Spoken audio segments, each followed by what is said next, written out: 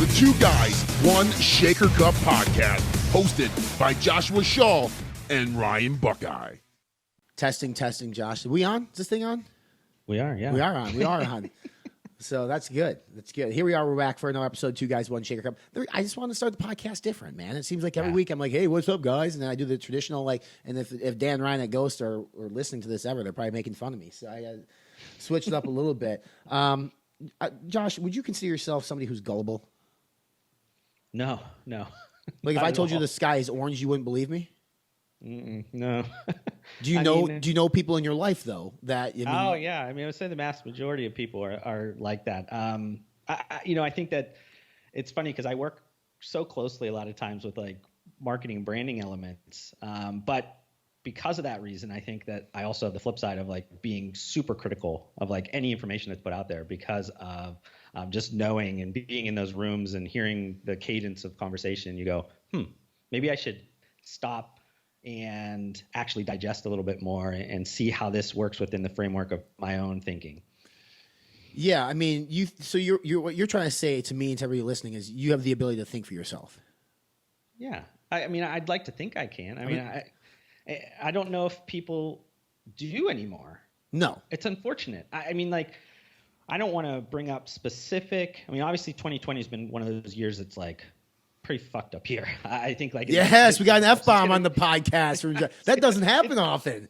Yes. Yeah. Let's go. It's one of those years that I think people are going to look back on and go, all right, this is interesting. And I think that what I've noticed, at least two very big events that have happened very recently here in 2020, is that people, for whatever reason, have no idea how to think for themselves anymore. They literally are drinking from the fire hose of whatever the media tells them to do. And because of that, they create this weird herd mentality of thought process where if anybody's not on the same side as you, they're wrong. Right. And I don't know how that even started, but I think to start this podcast out just to kind of get it out there, because I have this I don't know if people, I made a post about this a couple of weeks ago, maybe of course you did, over a month ago at this point, but it's funny because on Facebook I don't make too many commentary on a lot of this stuff because I let people just kind of do their own thing. I don't want to interrupt their Facebook time, but the idea of media companies overall, I think people need to take a step back and realize how does a media company make money? They make money by advertising.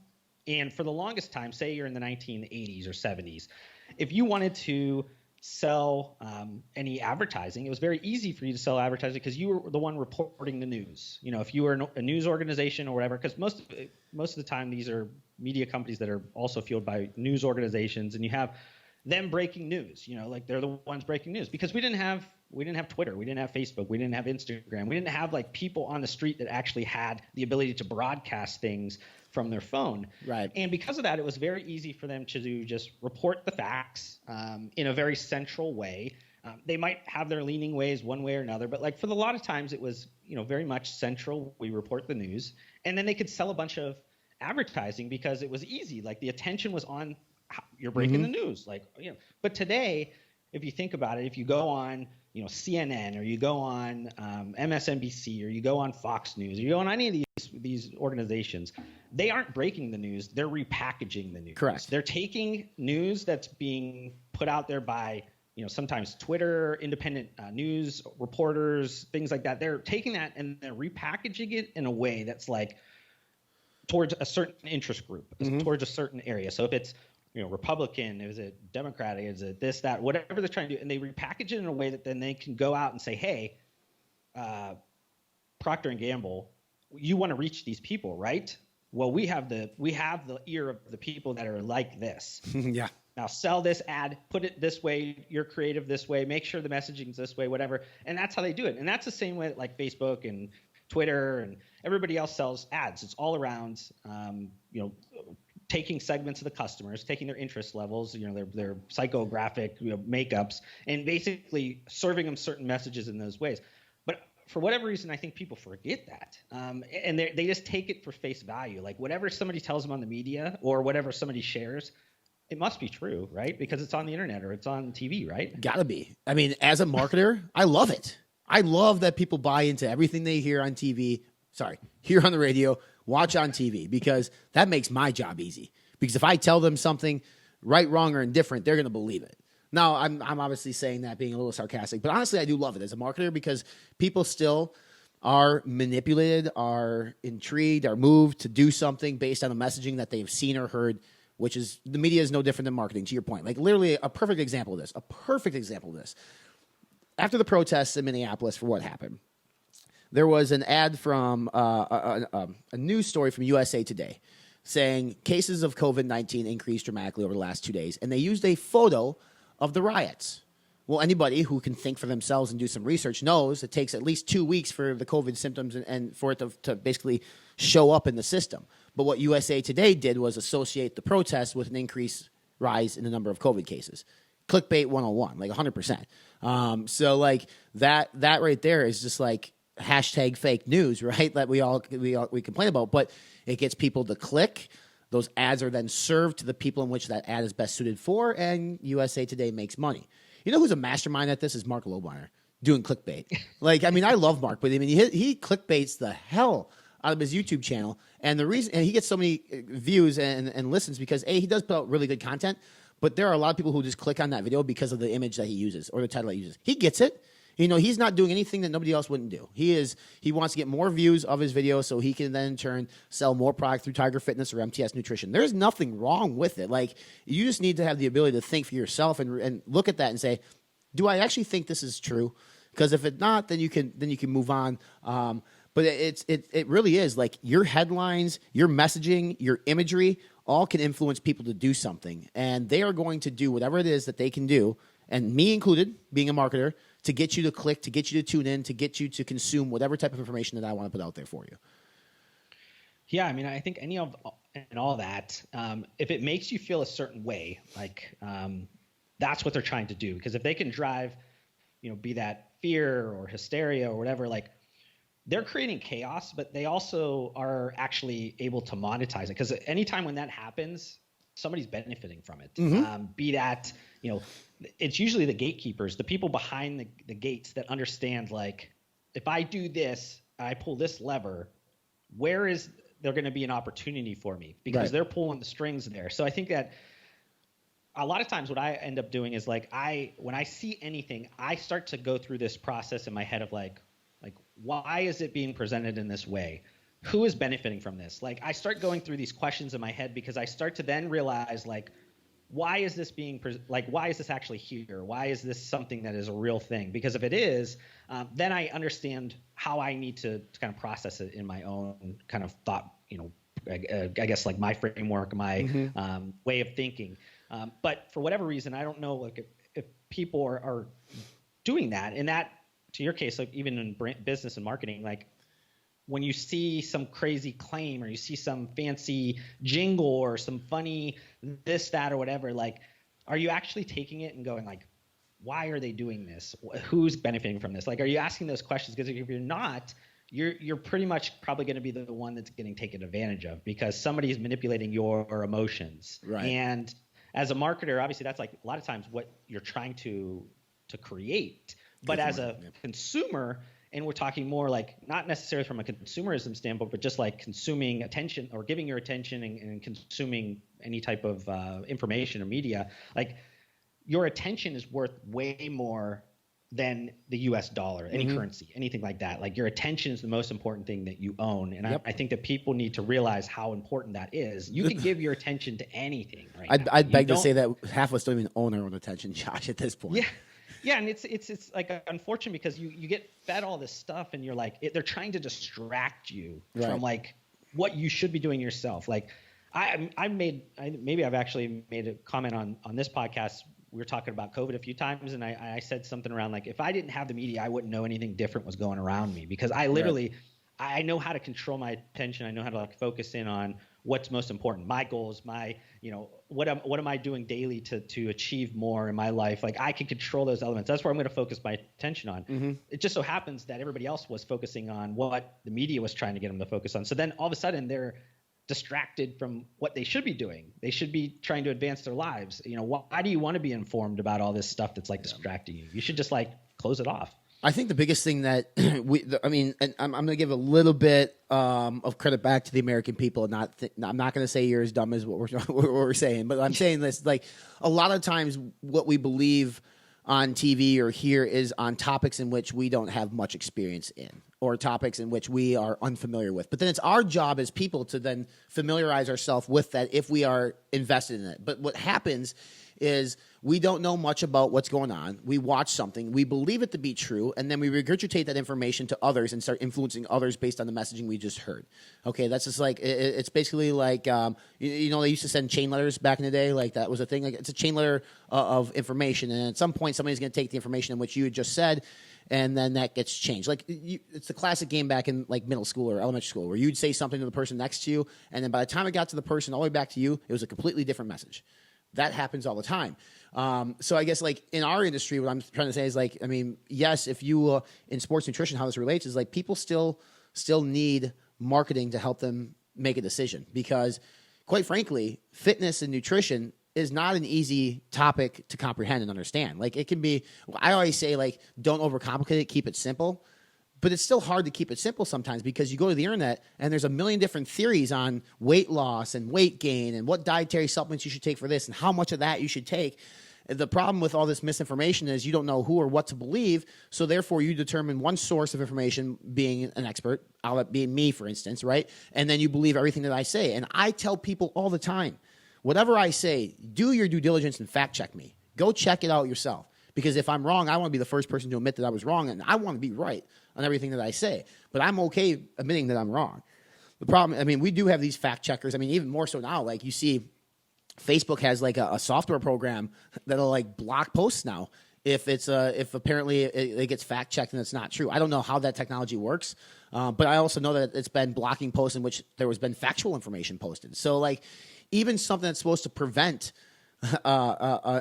misinformation is preventing accurate information. So there's a design flaw there, or they're doing it intentionally, which is a conspiracy theory, right? So now people are probably thinking, well, Ryan's right. There's a conspiracy theory going on in Facebook, and that's the message you're going to take away from this. Listen, I just think, like, and I'm like this, like, at the end of the day, like I always said too, in dietary supplements, it's not on the fault of the manufacturer, the brand that makes a shitty supplement. It's on the fault of the consumer who buys it.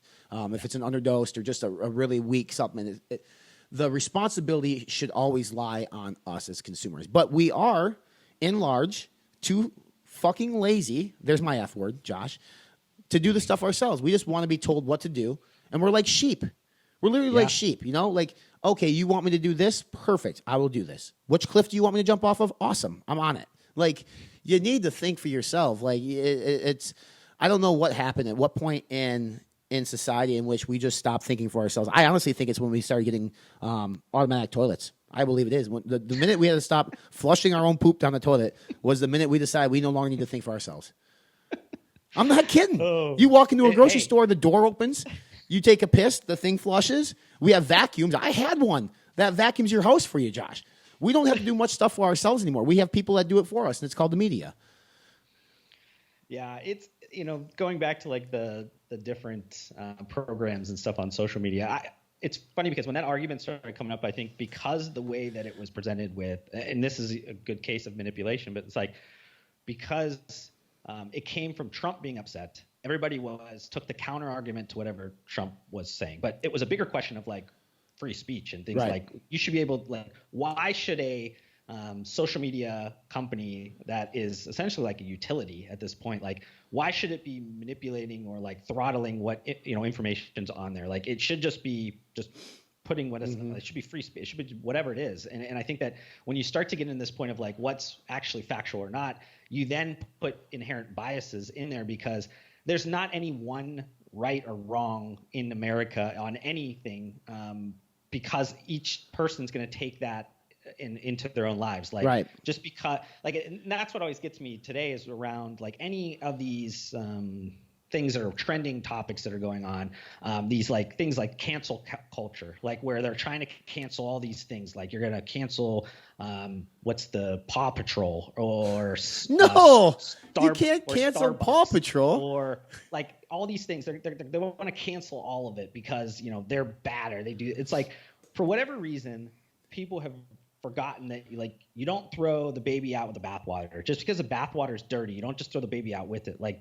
For whatever reason, people have this context where if one thing is bad, everything has to be bad. Where it's no, one thing could be isolated bad, or there might it doesn't have to be but they get around these ideas and they start to get this herd mentality, and they start to get so pumped up, and a lot of it comes down to you're trying to figure out how do you be a part of a community? I think today, people are really missing this idea of what do they identify as? They all want to be a part of something. And I think because of that, they want to stick to the lines of who they trust and who they follow. So if, the top of the top person of your community says, do this, you just do it. And you want to be a part of that community. You don't think for yourself and say I don't know. I don't and I think that that's always been very weird to me, because especially you think about political parties. We talked about this a bunch of times on here before.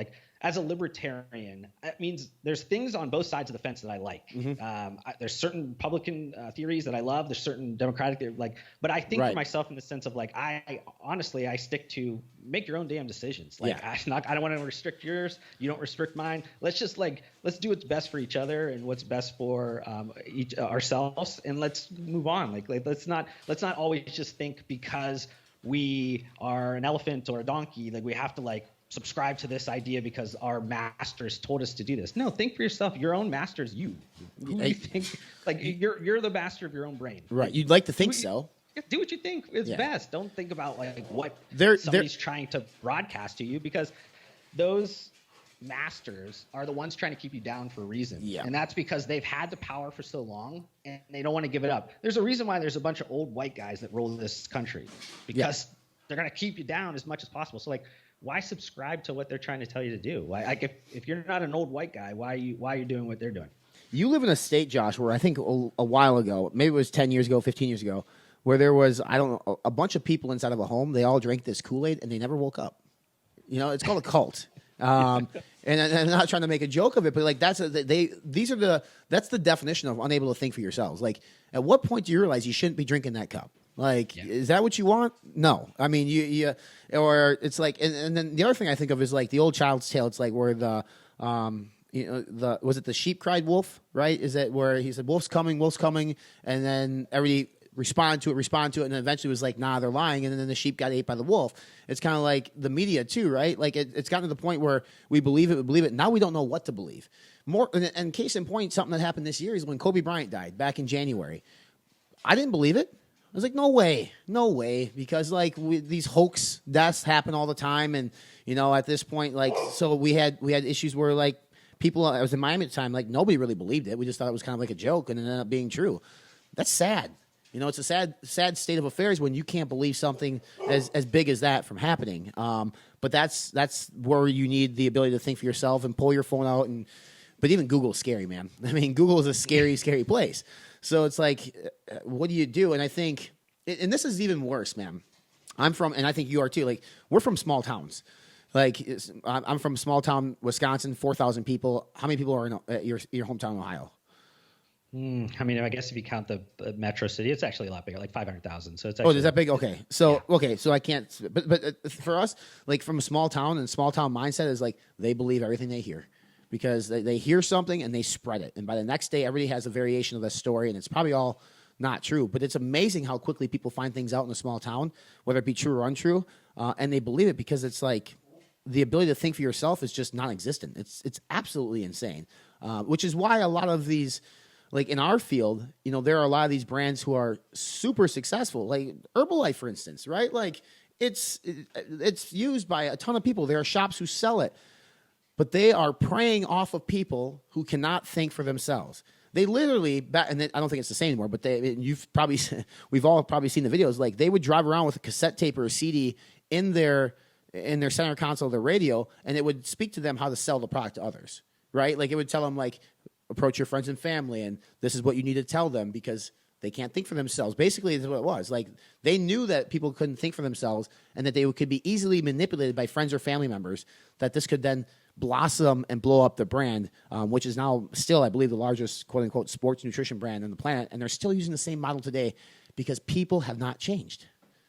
Yeah, and we might have mentioned this before in a previous podcast, but just around the idea, like sports nutrition is one of those categories that because you're trying to like improve certain like elements of your life, it's not necessarily like, a certain vitamin or a mineral that you need to add because maybe you have a deficiency or you have something going on with your health you're trying to correct. Usually people are buying pre-workouts or protein powders or something because either they're trying to get more energy, more muscle, more strength. There's all these different elements of it. And because of that, there's not a lot of like tried and true, like you follow these things. And because of that, there's so much information. Like people are all like taking different degrees of it and moving it and trying to make sure that they can market themselves in certain ways or market their information in certain ways or whatever. So like the sports nutrition marketing space is probably as close to the media as you could get in terms of like manipulation, because like you have these crazy claims that you put out there. And if you just take them for face value, you go, maybe these are true, because you never really looked at the underlying studies behind that. And you go, oh, this is from people that have never lifted a weight in their lives. And I've been lifting weights for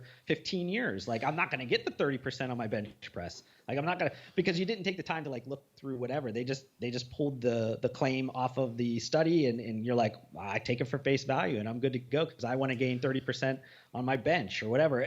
So it's interesting because I think the overall sports nutrition category has definitely done a lot of very similar things.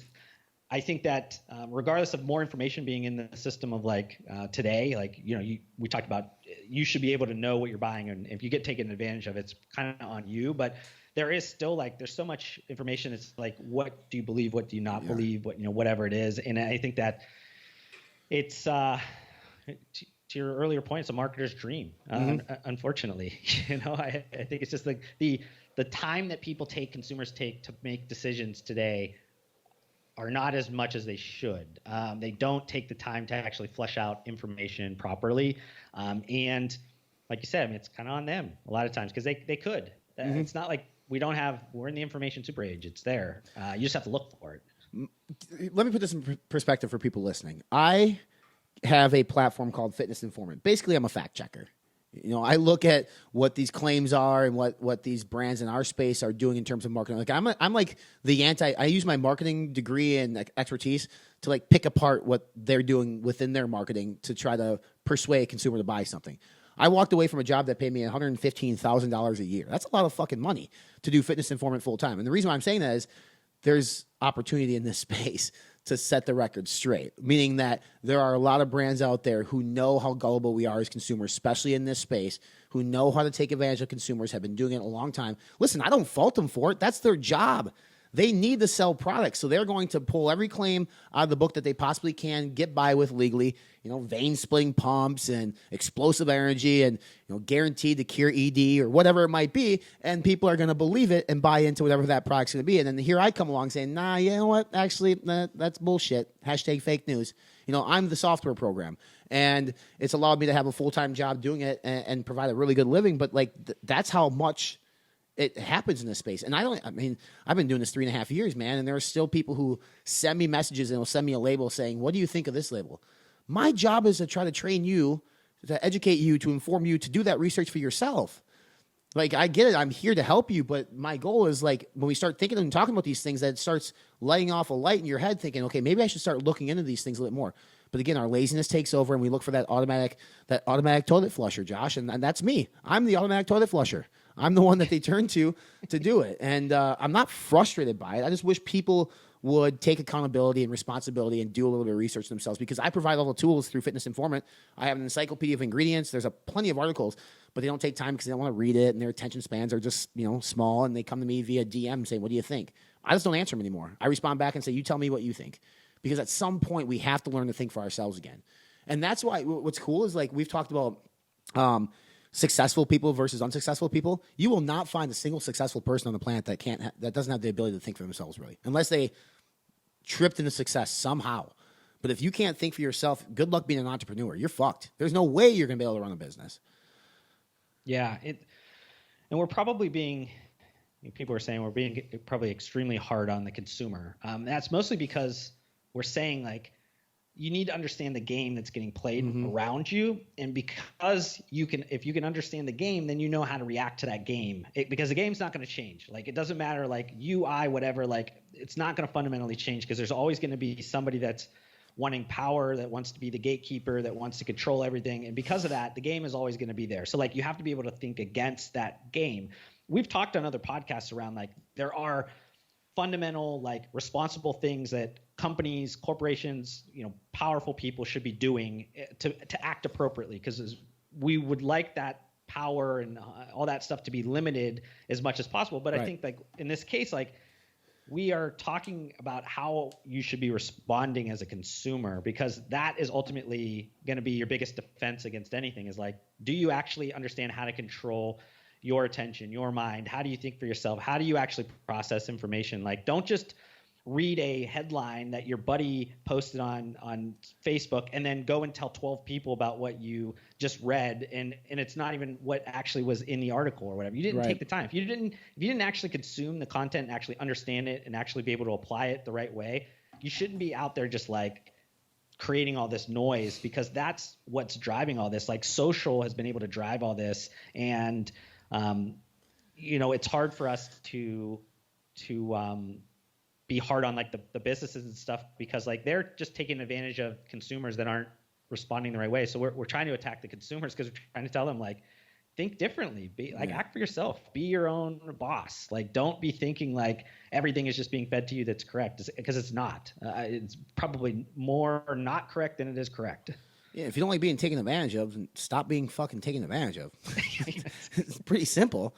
I mean, it's not a hard equation, people. I mean, my God. But yeah, I mean, it's and like at the end of the day, I've always said too, like I'm never going to blame the brands for doing what they do, because it's worked and it's going to work, and you have a job and that's your job. So if you can make money by, if that's your moral compass and you don't care, and that's fine. There are plenty of people out there like that. My moral compass is a little bit different than most when it comes to that. But again, I also, when somebody tells me something, like I need to do my research and I need to figure it out for myself. And if I can't figure it out, I'll find somebody who's an expert in that field to go to, which, again, this kind of brings us back full circle. It goes back to the media. Like I could turn on Fox News tonight. I don't watch the news. I don't even go on Twitter anymore. Like I hate Twitter. And I could watch something, and it's amazing though, like even me, who knows that the media is manipulating you, there are things that they say sometimes that gets me riled up. It gets me pissed off. And I get pissed off because I know what they're doing. I yell at I'm like almost yelling at the TV, like, how are you saying, like, that's the expert you picked because you have an audience of, 500,000 people here in Minneapolis watching it, and you're convincing them of something that's a complete, utter lie. That's why I get upset. I don't believe the shit that I hear unless I know it's true. But it's just like, at what point in society do we, we always want change, and we want change, and we want change. Well, then I think change starts with ourselves and being able to think for ourselves first and foremost, instead of being like, scapegoats to people and what they want, or being, like I said, sheep, because that's what it really reminds me of, is like we just follow the leader, the herd, whatever it is, if it's the media, if it's marketing. I think there's responsible marketing, there's irresponsible marketing, and there's in between. In our space, we get a lot of that in between. Yeah. No, I totally agree. So if you guys like what you heard here on that podcast, hit that subscribe button. We are on iTunes, Spotify. You can watch via YouTube. We're on social media, Facebook, Instagram. We are over at LinkedIn as well. Josh is on LinkedIn, Instagram, Facebook. Same here with us. Love to hear your feedback on this one, especially if you are, the consumer side's interesting. Like how many of your consumers actually do believe a lot of the stuff that you see and read? And then if you're on the marketing side of things, it'd be interesting to get your take on what your responsibility is as a marketer, because I'm not trying to offend if you're in marketing, because again, I know what your purpose and what your end goal is, and that's fine. But like, do you ever feel sleazy and scuzzy? I mean, we should actually get somebody in, maybe like a Greg Helton or something from Muscle Sport, who does marketing for a living in this space, and just ask him, like, are there things that you've been asked to do or that you've done that you don't feel great about? Because I bet you the answer is yes. I mean, there are probably things that they've placed on containers and stuff like, kind of grosses me out. But you do it, and it sells. And at the end of the day, if you can't make money, you can't turn the lights on, you don't have a job. I get it. I mean, or they just call you and overpay. So it's got you. All right, till next time. Thank you guys very much.